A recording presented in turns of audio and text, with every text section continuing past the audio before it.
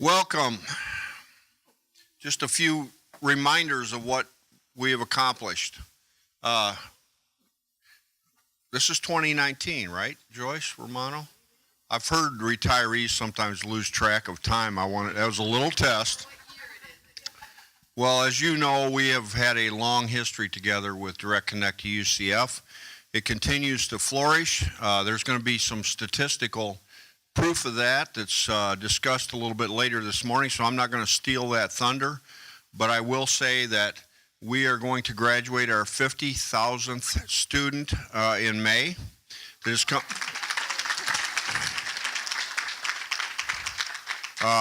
are UCF baccalaureate degree graduates who have come to us through Direct Connect to UCF.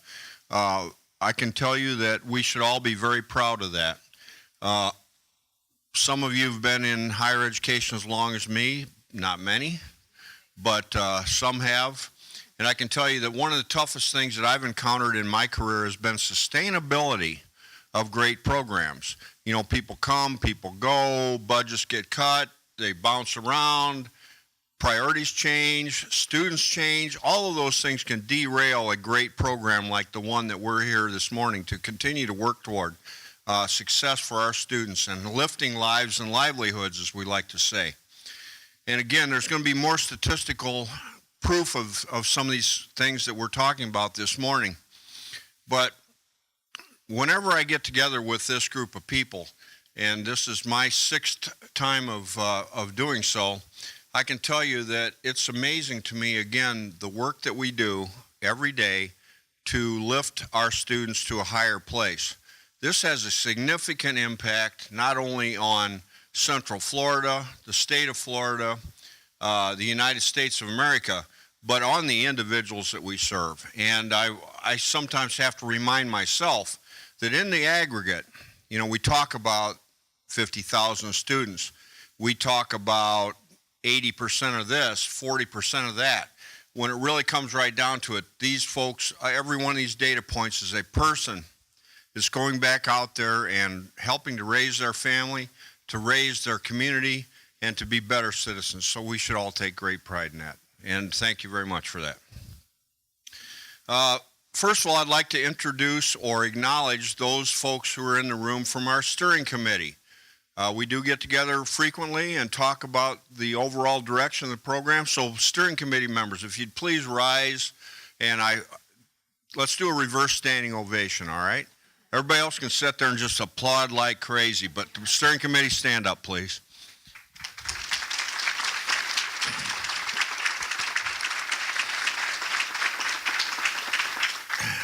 And I want to add a special thank you to our coordinating committee, those folks who do such amazing work to pull this off each and every year. So let me talk, first of all, let me introduce Eric Michael. Eric is with our team in communications and did a lot of the work on some of the graphic stuff, including your great placemats. Christina Grace is here this morning. She's over there with the camera. Thank you, Christina, for your work on this. Pam Kavanaugh. Claire Brady. Emily Botorf, and there's Emily. I don't know if Jeanette's in the room. Is Jeanette Holder here in the room? She's still out at the table, but let me tell you, these are the folks that do the real work. And finally, Dr. Jenny Sumner. And I say finally because I think it goes, there's a special recognition because Jenny has never seen an event that she didn't want a theme. And I said, you know, if you had to rely on me, it'd be Mr. PowerPoint. I'd have 47 slides. We'd go through it. It'd be like chewing styrofoam. And that would not be good. But instead, we're going to have a lot of fun today with a theme, and I even wore a hat for that. So how's that work out for you? Okay, and with that, please let me introduce Dr. Claire Brady, who will take it from here. Thank you for attending. And thank you for all the work that you do on behalf of our students.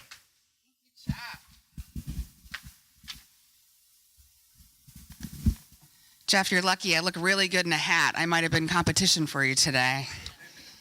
So good morning. I'm here to welcome you on behalf of the steering committee. Many of you just stood up. Thank you so much.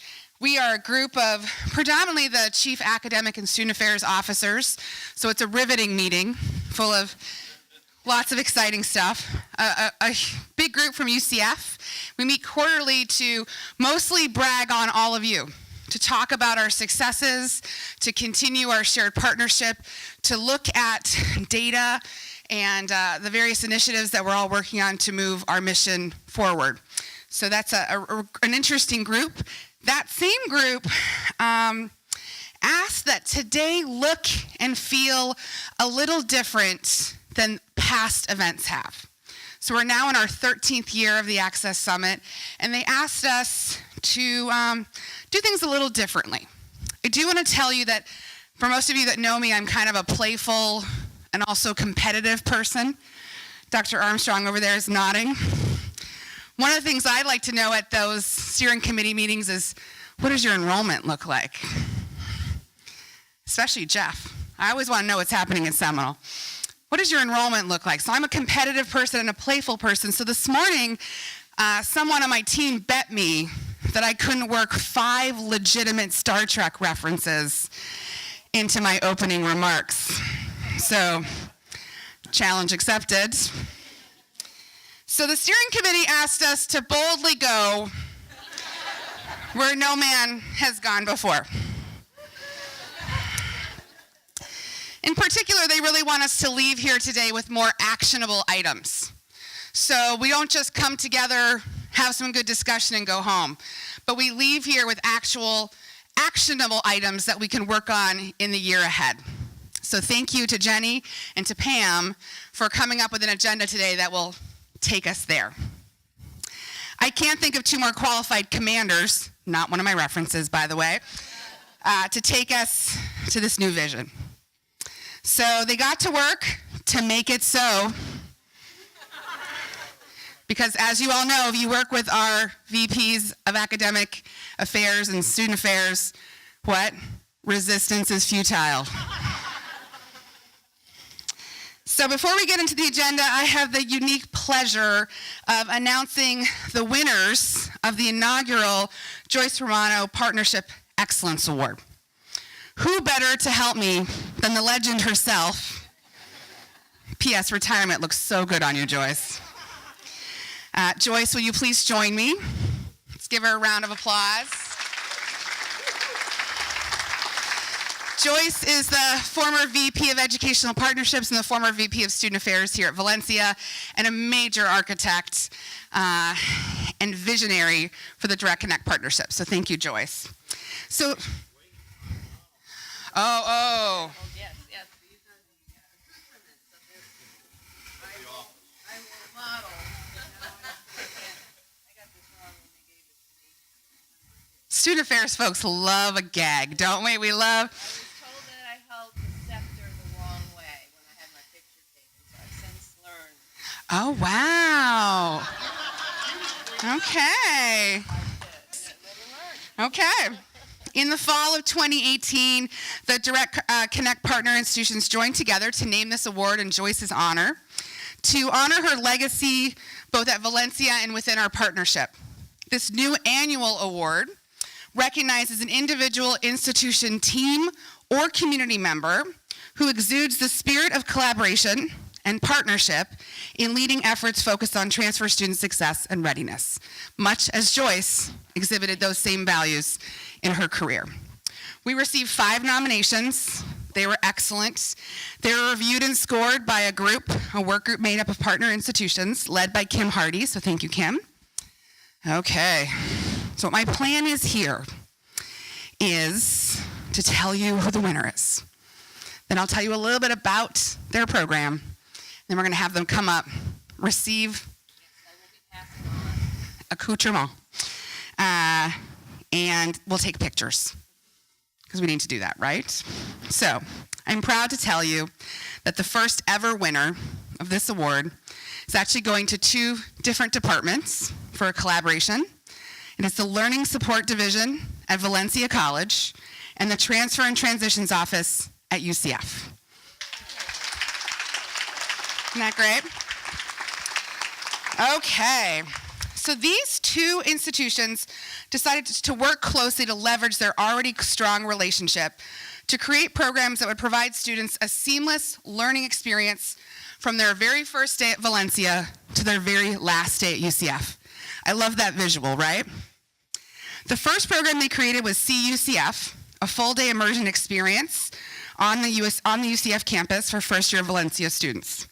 They then recognized the need for a more deeper, more extensive orientation experience, and they created a 16-week, 3-credit course called Transitions, taught by a Valencia instructor and a UCF instructor, and including a UCF peer success coach.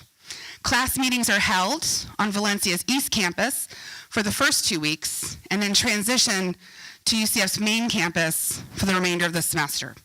How unique is that a student in their first semester can be at both their starting institution as well as their transfer institution in that very first class? Okay, so there's a long list of folks involved in this, and hopefully some of them are here today. And I'm not going to get these names all correct, so I apologize ahead of time. So the co-leads were Chris Toomer and Jason Dodge. Committee members were Dr. Leonard Bass, Anna Santil, Dina El Musa, Courtney Moore, Celicia Wallace, Dr. Jamil Johnson, and Angie Smith. If any of you are here today, or you're involved in either of these two initiatives, please come on up.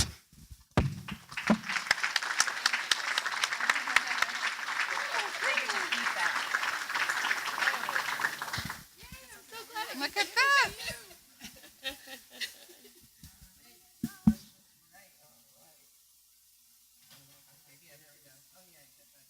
Oh, wow.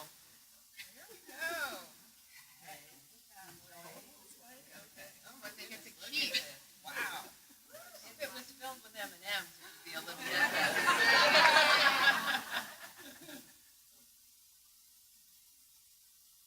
Congratulations.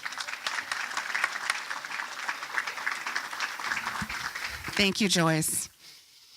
Oh, Joyce, stay here. Got to play with my thing here a little bit. Oh, okay. So as our honor, we thank Joyce for being here. She missed yoga, folks. She missed yoga. Well, I went yesterday. She went yesterday. So Joyce, thank you. So honored to be able to do this award. I hope that you live long and prosper. Yeah. Ah! Hey, I love it. Thank you, Joyce. That was it. No, I'm still four. Great. Thank you. Okay. I know, folks. I'm sorry. I got to win the war. I got to win it here. Okay. So moving into our agenda, it's time to strategically reimagine this unique partnership for transfer student readiness and success. Today, we're going to highlight where we've been, our successes, and how we can position ourselves for the future. You'll note that you each have a placemat. Did you see it? Okay.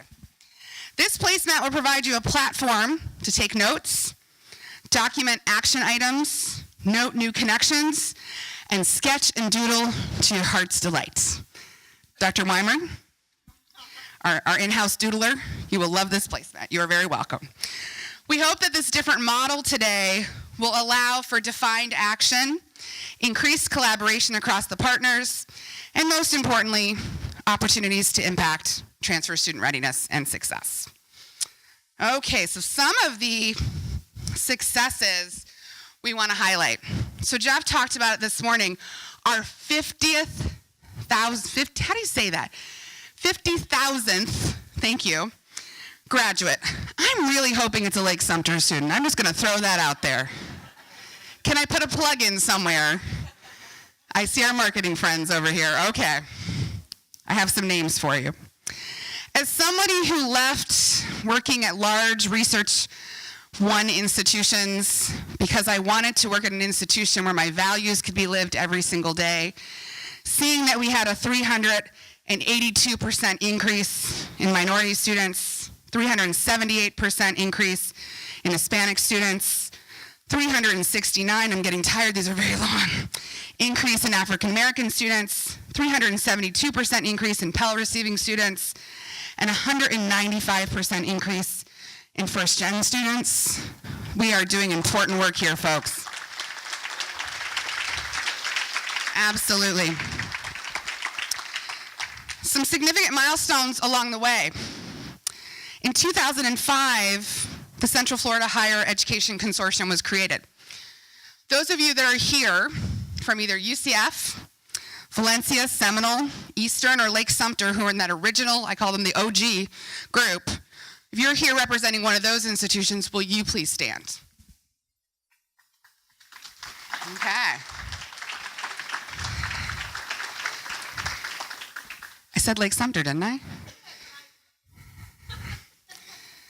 If this tells you how they listen to me when I'm on campus. Okay. In 2006, we launched the curriculum alignment efforts.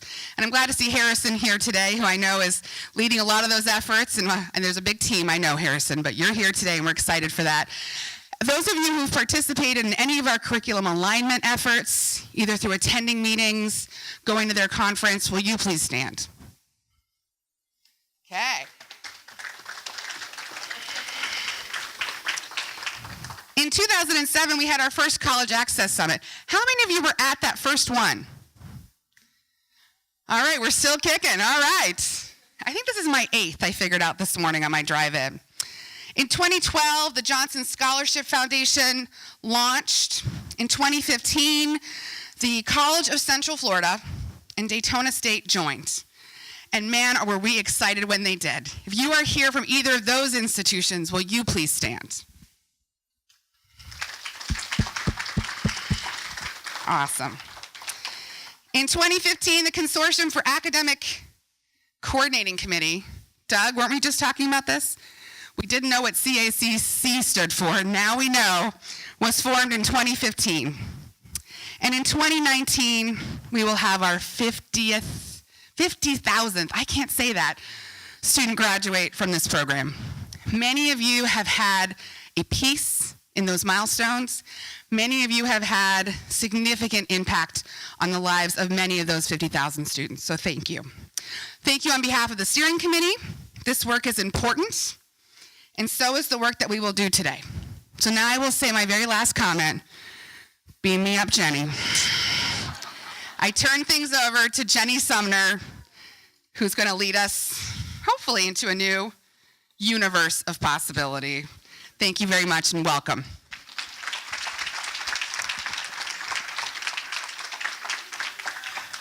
Wow, how do you live up to that introduction? Beam me up, Jenny. I think I'm going to use that. So Claire and I did not coordinate this, but challenge accepted as well, because we used a couple of different famous lines from Star Trek in the rest of the presentation. And so I want to talk about the work that we are going to do moving forward. Claire, Jeff, and Joyce all highlighted the different accomplishments that we have created together in the history of the consortium and the history of Direct Connect. But today is all about looking forward, right? As Claire mentioned, to boldly go where no one has gone before, to strategically reimagine how Direct Connect can look in the future, how our partnership can look in the future. So while we've had some great accolades in the past, we're going to start looking forward, and we're going to use design thinking to really imagine where we can take Direct Connect and the next level that we can take Direct Connect. So we certainly appreciate all of the accomplishments that we have achieved. It is certainly so recognizable, our national model for student success, and all of the different percentages that we saw and how we are affecting students, changing lives, especially in terms of social mobility, is outstanding. And that's certainly due to all of the work that you all have put in over the last years. So we do have, if it hasn't been highlighted already, we're going to highlight it again. We have a collaborative culture. It is now ingrained in all of our partnerships. It's ingrained in everything that we do, that collaborative nature of the consortium, of Direct Connect, and that's what we're going to use to launch our new imaginations and our new strategies for Direct Connect and for the consortium. And to do that, we're going to start the process of ideation, right? We're going to take ideas to a whole new level. We're going to, again, strategically reimagine what Direct Connect can look like and what our partnership can look like. So I just want to briefly talk about design thinking and some of the elements that are included in design thinking. So if you're not familiar with design thinking, I thought that this was a very good visual to show, because it really highlights the different circular nature of design thinking, but where we are going to make an impact today. So if you look at the circle, you see that design thinking really involves understanding the nature of what is currently happening, then talking about how we explore different opportunities and different possibilities, again, to boldly take us where no one else has gone before, and then to materialize those. So we sometimes get into these committees or into these conversations where, wouldn't it be great if we did this? Or wouldn't it be awesome if we did this? Or what if we did this? So the purpose of today is to not only get into those types of conversations, but then to also start to think about how we materialize those actions. You never know where ideas are going to strike. And I was recently on a flight to the great state of Indiana, for those that are representing Indiana. And I was looking at the Southwest magazine. And in the Southwest magazine that they have there, in the seat and pocket in front of you, I started thumbing through it, and an article caught my attention. And it was about this young millennial who has completely transformed the California Symphony. And so when she got handed the California Symphony about 4 years ago, tickets were abysmal. She could not fill the house. People were coming and not understanding what was going on. And so she started to reimagine and to rethink how the symphony can look and how she can draw crowds into this symphony experience. So she started to explore what currently is, right? She started to understand what the environment of the symphony actually looked like. So when she started processing this to understand her current environment, she discovered it wasn't the music, right? People loved the music and they loved the experience of the music, but they didn't understand it. They didn't understand the conversation of the music or the story that the music was trying to tell. People did not understand the stuffiness of the symphony because there was this expectation that you would dress up for the symphony, that there was some pomp and circumstances. There was not a receptivity for diversity at the symphony. There were that idea that you couldn't have fun at the symphony. So she started to explore different options for how she could transform the California Symphony. Things like putting out a Twitter feed or taking the symphony virtual in terms of putting it online. And while it was online, put a Symphony 101, right, a factoid, to explain what was happening in the music, to explain the conversation and the terminology that was being used as the music was playing, to invite people to wear whatever they wanted to wear. So now you have the house where people are wearing ties or they're wearing hoodies and sweatpants. She also opened it up in terms of diversity. On her website, it's now in Spanish and in English, so that people can understand, again, that welcoming attitude of the symphony. She has the first minority conductor for the symphony now, so opened up that symphony experience for others. And it has completely transformed what the symphony looks like. And if you're not now on the waiting list for season tickets, you are not going to get a ticket to the symphony, California Symphony. She's packing the houses, she's selling tickets, she transformed the symphony-going experience for millions of symphony goers. So by her understanding the current environment and then looking at different options, ideating around what the symphony could look like, she then materialized it, and like I said, she's now packing the house. So what we're going to do today is we're going to build on this idea of design thinking, and our focus is going to be in the ideation process. We've spent many years looking at and understanding the current culture of our consortium and of Direct Connect. Today, we want to move that forward, right? We want to look at how we can transform the Direct Connect experience for our students, for us as providers of that experience for students, for the consortium as a whole. We want to think outside the box, possibility thinking. And with that, the ideas that we are going to ideate today and design today, we're going to carry forward. And we're going to start to materialize and put into action the designs that we talk about today.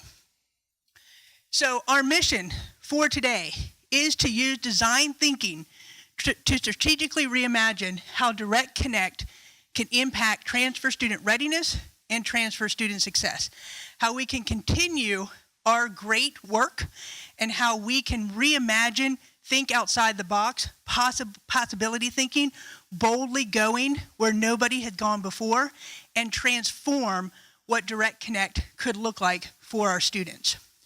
So the first thing that I want to mention is, as I said, we've done a lot of great work, right? We've done fantastic work with Direct Connect and how we have moved forward the student experience. And we wanted to, before we started this exercise, to capture that in some type of a visual way, to visually represent all of the great work that we've done for the Direct Connect experience for our students. You're all getting a packet, and in that packet will include this handout so you can see it a little better. But what this shows is that in all of our activities, in our past Direct Connect steering committees, in our past curriculum alignment committees, in our past College Access Summit work, we've moved forward a lot of different ideas. And so this is a representation. It is not quantified in any way. It's extremely subjective. I didn't sit there and do a word count about how many times these things were referenced.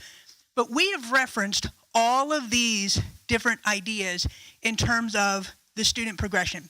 So if you look at the top, that's the student journey, right? If you talk about the stage of discovery and awareness, these are the things that are happening for students or that we've identified, stage 1, right? Stage 2 is that readiness process, right? That early readiness, that early thinking about transitioning, that early piece of getting them ready for transfer. Behind that, stage 3 is the more advanced stages of readiness. And then finally, at the very end, you've got that ready to transfer into the university and what they experience in their first semester at UCF. You'll also notice down here stage 5. Stage 5 runs the entire gamut of the Direct Connect process or of the transfer process. And in that, we recognize that earlier, coordinated, automated, flexible, and personalized communication methods are needed in order to make the Direct Connect process more seamless for students. So when we break this down, our blue line there in the middle is point neutral. So as we started to look through all of these different pieces of our previous work, we wanted to highlight first the positive attributes, all right? So the further they are from the neutral line, the more frequent they were mentioned in terms of all of the work that we've done before. So let me put that in context. We do a lot with the Johnson Scholarship, but in our prior work that we've done before, we haven't really accentuated that as being such a key part of a student's transfer process, right? But we do highlight frequently our partnership culture. We do market highly the Direct Connect process in terms of building awareness. We do talk about our college advisors and our success coaches. But we haven't talked much about the fact that our students are actually increasing their knowledge of meta majors, all right? So the closer they are to that neutral line, the less frequently they've been mentioned in all of our past work. If you look at the bottom of the sheet, these are all the challenges and barriers that we've highlighted for students and the frequency in which they've been highlighted. So again, the further away from the blue neutral line, the more we talk about these as important barriers or challenges for students. So we talk very highly about students needing to understand their prerequisites, or students needing to declare a major earlier, or transfer credit evaluations, or excessive hours in class rigor. But we very infrequently talk about, though it's mentioned, it's not as frequent in terms of mention, perhaps we're feeding them too much information during their early process, right? Or students lacking high impact practices in stage 2. So those are some of the areas that have been infrequently mentioned in terms of challenges or barriers. The reason we wanted to do this is, again, to show a visual of all of the work, all of the past work that we've done, so that you can use it as a reference sheet to moving forward. We don't want to go back and rework this work that we've already done. We want to move forward from this work, from the past work that we've done in all of those different years that we've developed the Direct Connect experience, the Consortium experience. We want to elevate this to a whole new level. And we're going to use design thinking to do that. So this is your reference sheet for all of the activities that we're going to do today.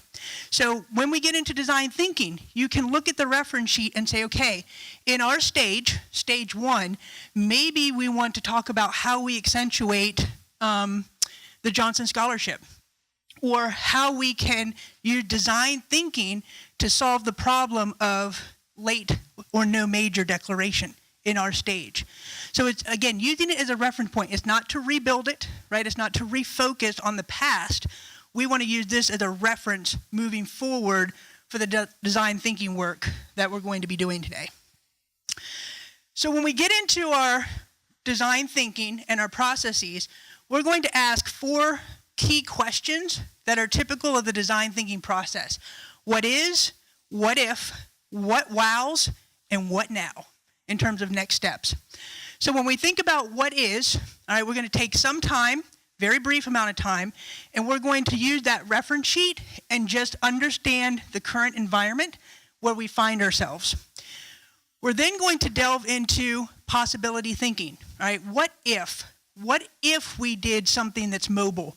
What if we did something that uses augmented reality or virtual reality? Or what are some possibility thinking actions that we can do to make an impact or a difference in terms of boldly going where no one else has gone before for Direct Connect?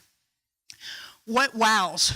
We're then going to take one of those ideas that you've discovered in your possibility thinking round, and we're going to drive that forward as a team.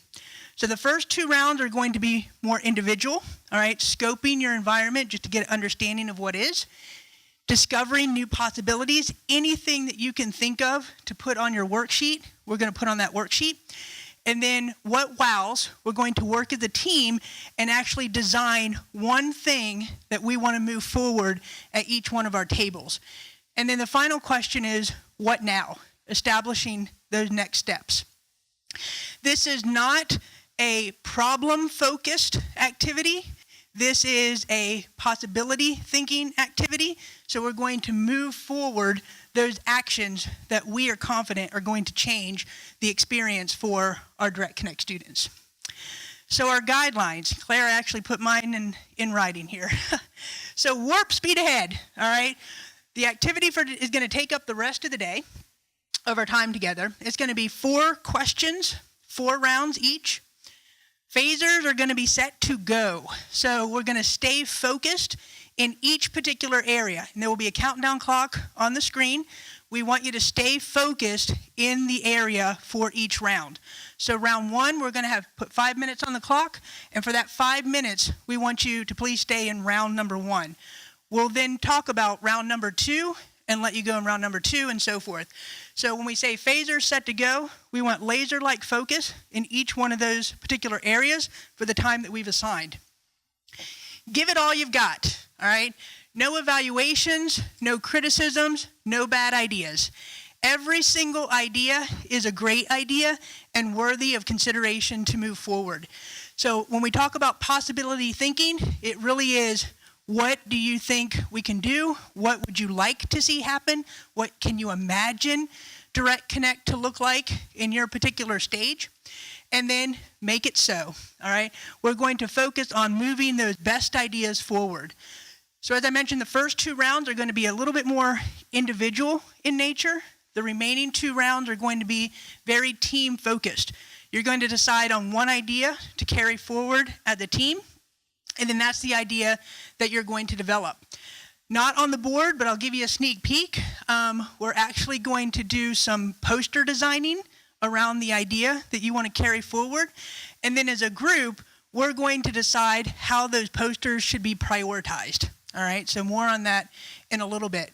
But in terms of our first 4 rounds, this is what we're going to do. We're going to base it on the design thinking questions: what is, what if, what wows, and what now. Wow, y'all got quiet fast. Do it. All right. Well, first of all, let me answer two very important questions that are just being asked of me nonstop. First, yes, the star date on the slide is today's date. So just a little fun fact out there for you. And no, I did not own this shirt before this conference. All right, this is not something that I wear routinely. I actually bought it special for the occasion. So no, it hasn't been hanging in my closet waiting for this day to arrive. Amazon.com, people, Amazon.com. And so Claire wanted me, building on that, Claire wanted me to tell the story. I wore this in today, so I'm driving and I'm like, okay, I'm gonna have to stop at red lights. I need to have like some type of a response if anybody looks at me. So I was practicing my, yes, this is happening, people, this is happening. Okay, so moving on into our first activity, there are a couple of important points that I want to make before we get into round number one. First and foremost, you do have little baggies on the table. So design thinking, right? So we wanted to think outside of the box.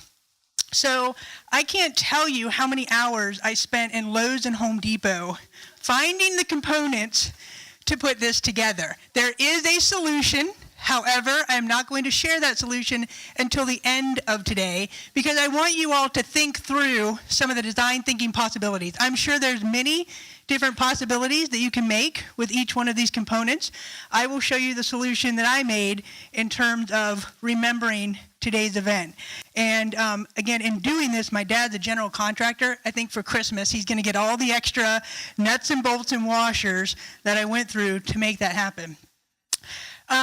Also, on your table, in the center of your table, on your ship name, you'll see a stage number, numbers 1 through 5. So stage 1 is in the area of discovery and awareness on your worksheet. Stage 2 and 3, we actually broke up the readiness stage in your worksheet. So stage number 2 looks at the front end of that readiness process, and stage 3 is the latter end of that readiness process. Stage 4, for those that are in the stage 4, it's actually looking at transfer into the university. All right, so that's the area that you'll be considering.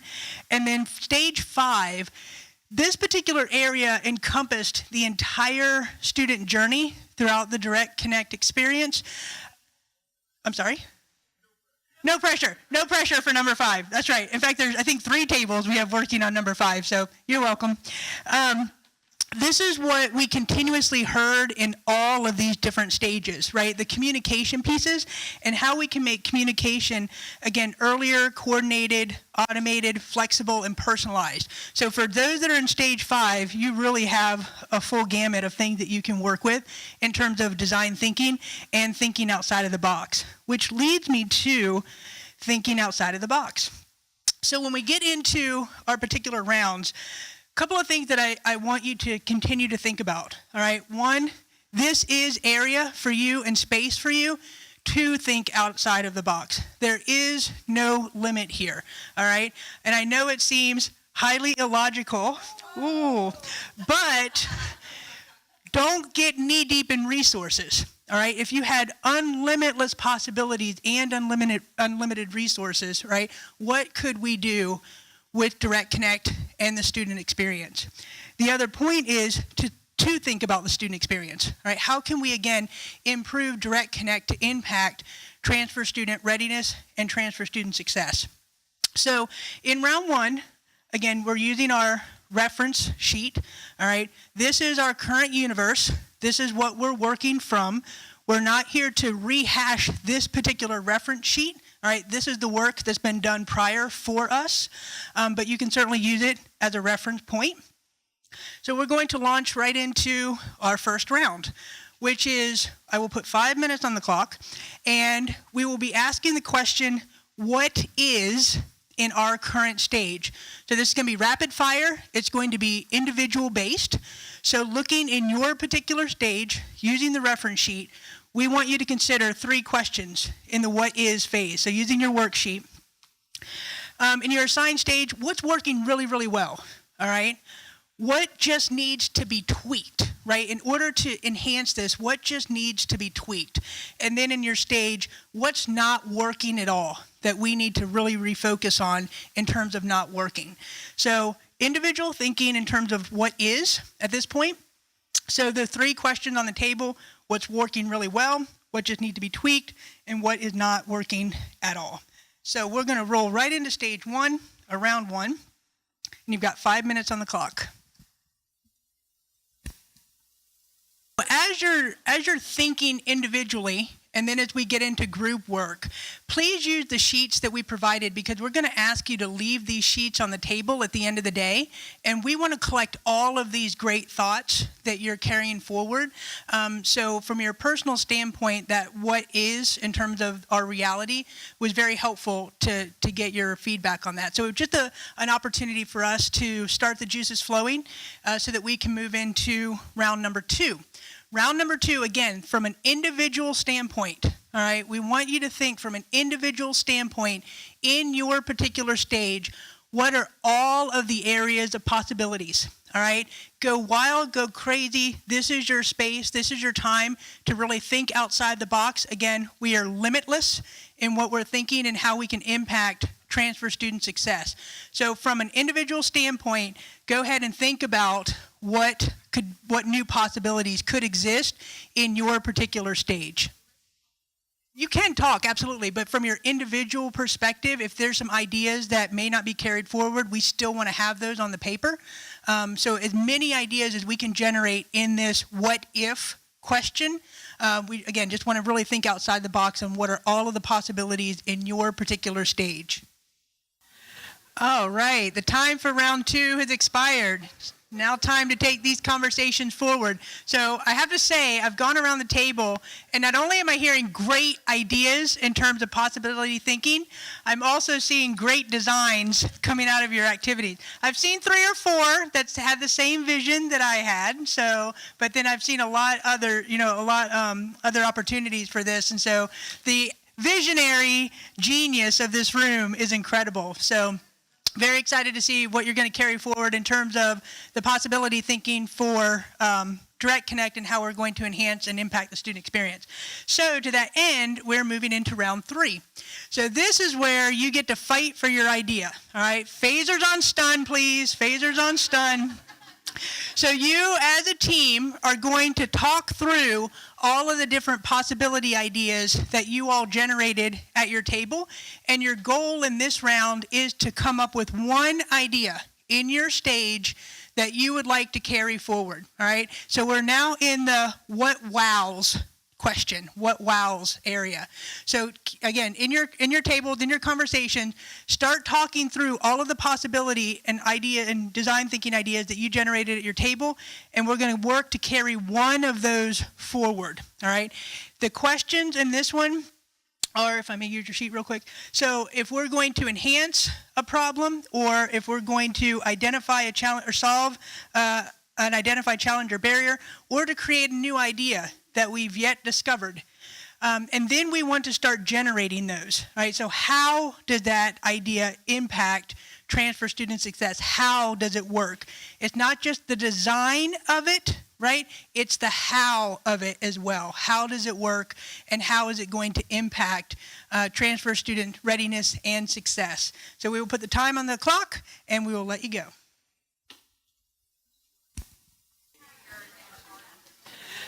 All right, we have reached the end of round 3. Okay, so we're going to jump right into round 4. We're going to keep those ideas going, but there's a little twist, all right?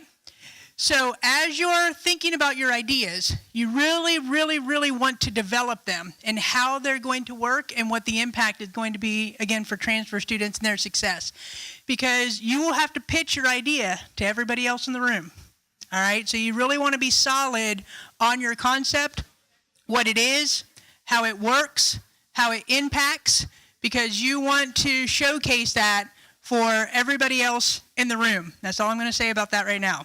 So we're going to move on to round number 4, which is really bringing together some of these outstanding components in terms of who needs to be involved in moving your idea forward, what the next steps are in carrying this forward. So be very detailed and specific around your ideas and then what it takes to actually drive that idea forward. So we're going to move into round 4, put 10 minutes on the clock, and let you really develop these ideas and, again, be very specific and detailed with them. So that was the end of round number 4. So let me introduce the next round or the next stage of what we're going to do. So at your table, you've got a Sharpie marker, and we're going to ask you to step into the holodeck, all right?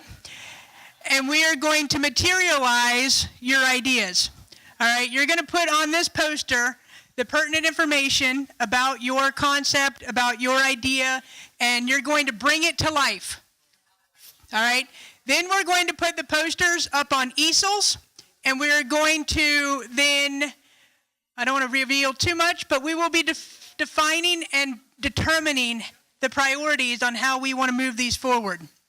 So your goal in this next round is to take all of the information that you put together in your group and put it on this poster board with the goal of trying to get as many points as possible for your team. All right? So make sure that your idea is fully described. It shows the impact. It shows the relevant information, because you need to pitch this on your board. You need to be able to pitch your idea to all of the other teams in the room. All right? So we're going to put some time on the clock for this round. And so get your boards ready, again, with the goal of trying to impress the other teams in the room. All right, we have completed the poster session round. Very good. I feel like, those baking shows that you see, time's up, step away from your cupcakes. All right, we've got Jeanette and Karen, who we're going to ask to come and grab the posters. So let me tell you how we're going to do the next round. So on your tables, we have put some stickers, star stickers. Everybody gets 5 star stickers. This will be your Federation currency, if you will, all right? So you get $5, 5, whatever you want to call them, stars, currencies. And so what we're going to do is we are going to identify the posters that we want to spend our money on, all right? The idea is that we actually want to support and endorse with our currency. Couple of rules of the exercise here. 1, you cannot spend currency on your own idea. Sorry, guys. Can't spend currency on your own ideas. If your idea was good enough, everybody else should be voting for it. So you can't spend your currency on your own poster. Second rule, all right? You must spend all of your currency. All right? You can't put any in your pocket and walk away with it. All right? You have to spend all of your currency.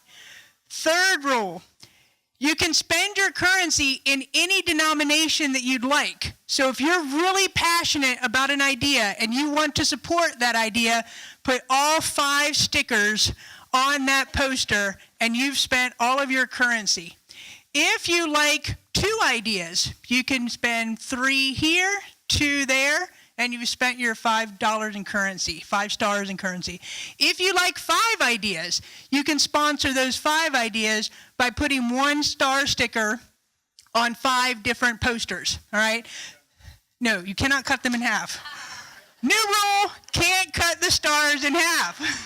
Or in any other dissecting format. Must be full star on poster. So here again, can't vote for your own idea, have to spend all of your currency, and you can spend your currency in any denomination you want. The goal here is to find those ideas that you want to prioritize for steering committee to consider for moving forward. All right, so we're going to use these as generators for our steering committee meeting, which is going to follow this afternoon, to really, again, support and endorse the best ideas coming out of today's session.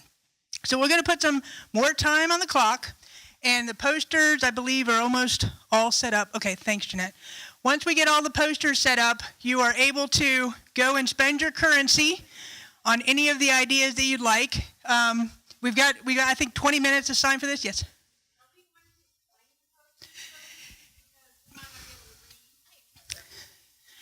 So the posters should be talking for themselves. However, if you want to assign somebody from your table to essentially stand by the posters and give some ideas around it, we can do that. But here again, make sure that you spend your currency. All right? So the ideas, the posters, should be speaking for themselves.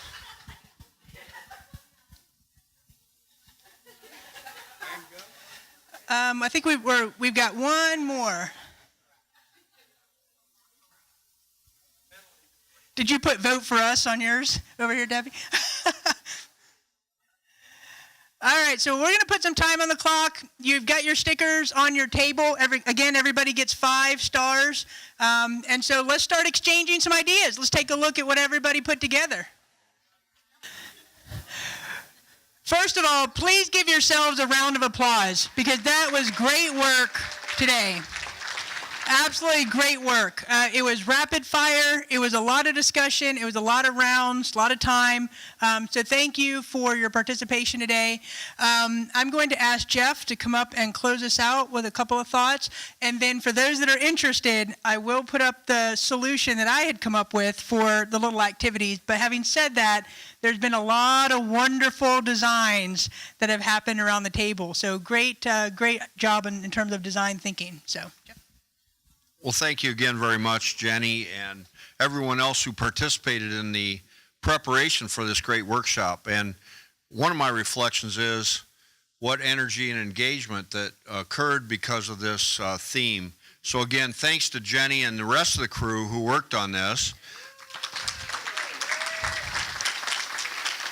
And I think we're going to reveal some of the people who figured out that puzzle. I just told Pam Cavanaugh, I'm not sure I would have ever done that in maybe the next 10 years. I'm not sure, but I just don't seem to be that linear guy that can figure that puzzle out. But anyway, it was pretty cool. And when I go around and I did invest my 5 stars, I wish I would have had a couple more, but I was unable to cut them in half or subdivide them in any way. But certainly there seems to be some themes, and let me assure you that in this afternoon time together, the steering committee will be spending some time actually digging into these ideas and trying to operationalize some of those. And so again, I think I want to just say that we've come a long way in the evolution of this particular event. I think we've become a little more pragmatic in how we're trying to actually adopt some things or operationalize some things. We've talked I'm almost here 6 years now in the University of Central Florida, and since I've been here, there's been a conversation at a high level about Direct Connect 2.0. I'm not sure if we're on Direct Connect 2.0 or 2.5 or 3.0 or something, but I can tell you that every one of the years I've been here, I have watched this entire program evolve into something that's a little bit better, a little bit more focused, serving more students, and trying to fine-tune our game in a way that, again, helps our students succeed. And once again today, observing the energy and the engagement in this room, I'm very confident in the future of Direct Connect to UCF because of the people in this room. So I would ask that all of you give yourselves a round of applause for the work you did today. So thanks to Valencia College for hosting us again. What a beautiful venue. It's been here every year. Very few of us have this kind of space available. It's wonderful. And I, again, sincerely thank you not only for what you've done today, but for what you do every day to help our students be successful. So thanks for that, and let's find out who the really, really smart people in the room were that figured out the puzzle. How's that? Thank you again. Thanks, Jeff. So one quick housekeeping note. We were walking around the room and just loved all of the ideas that have been generated. So I'm going to ask if you would please leave your handouts on the table so that we can pick them up. We don't want to lose any of this great thought. If you want these returned to you, please put your name on the top of it, and we'll make sure that they're scanned and emailed to you. If you want to give us both handouts, if you doodled or anything like that, we'll take those. Just make sure all of your name is on all of the pages, and we'll make sure that those get back to you. Otherwise, please just leave them on the table. And like I said, there's such great ideas that were generated from the day that we don't want to lose track of those. That would be very helpful. So for those that are interested, the solution to the activity, so I'm now BFFs with the guys at Lowe's and Home Depot because trying to find all the parts and as many parts to put this thing together. But I thought since we were in the Star Trek mode and the premier ship in Star Trek is the Starship Enterprise, this is what it looks like when it's put together. All right, so for those that have it, who got this? Doug definitely got it. There was a few. Richard got it. Lily, yeah, there were a few that got it. So. But having said that, the other ideas, I think we've got some type of space shuttle or some type of orbiting satellite we've got on. We've got a whole space station created over here. So take that as a memento for the event, for the day. Hope you had fun with it. We certainly wanted to get the design thinking going, so we thought that this would be a really fun way to do that for everybody. Again, I just want to echo Jeff and thank you all for your enthusiasm and your participation. These ideas we are going to carry forward this afternoon with the steering committee, and thank you all for coming. Very much appreciate it.